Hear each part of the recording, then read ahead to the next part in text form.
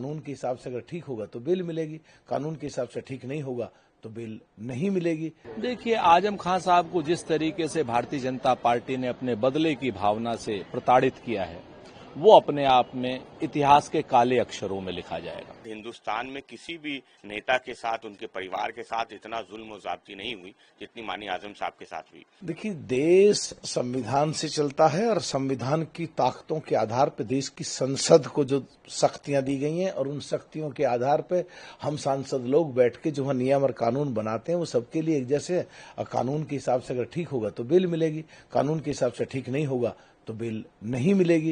ये तो कानून के हिसाब से काम करेगा, इसमें तो किसी का बयान भी कोई मायने रखता ही नहीं है। देखिए, आजम खां साहब को जिस तरीके से भारतीय जनता पार्टी ने अपने बदले की भावना से प्रताड़ित किया है, वो अपने आप में इतिहास के काले अक्षरों में लिखा जाएगा।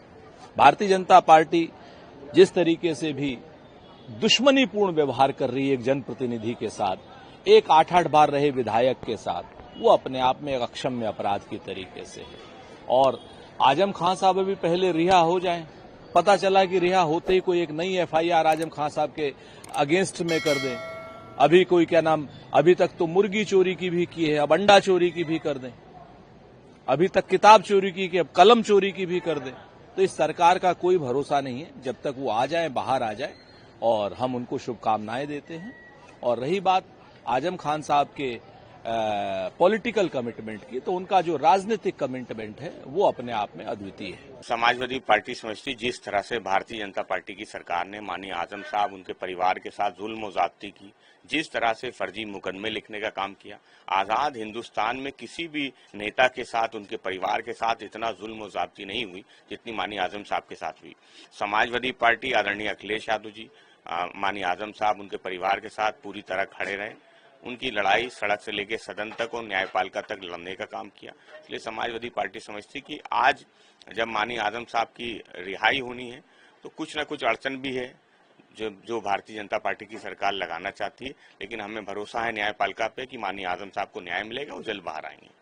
मैं अभी जेल तक नहीं गई हूँ। अभी शायद आने में, उनके बाहर आने में कुछ जो भी न्यायिक प्रक्रिया चल रही है उसको पूरा होने में जो भी वक्त लगेगा हम उसका इंतजार कर रहे हैं। और बहुत उनके आने से पार्टी को, हम सब लोगों को बल मिलेगा। हम उनकी सरपरस्ती में आगे काम कर सकेंगे। रिहाई करवाने थे वो कल शाम पहुंच चुके हैं और अभी 10 बज के 10 से ज्यादा वक्त हो चुका। क्या लग रहा है, क्या वजह? क्योंकि जब सारी, देखिए, इसमें कोई जो भी कानूनी प्रक्रिया में वक्त लगता है, ये वही वक्त लग रहा है। आप लोगों को रोकने जाने के लिए आप लोग क्या कहेंगे कि जो रोका गया है कई जगहों पे? इसके देखिए, रोके जाने की कोई जरूरत नहीं थी।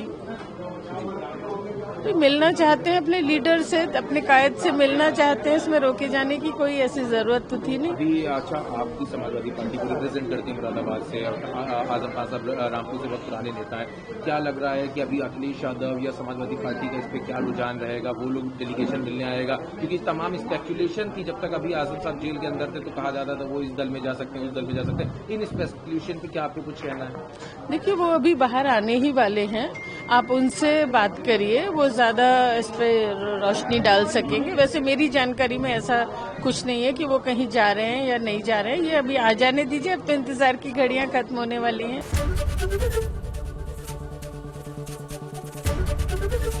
एबीपी गंगा, खबर आपकी, जुबान आपकी।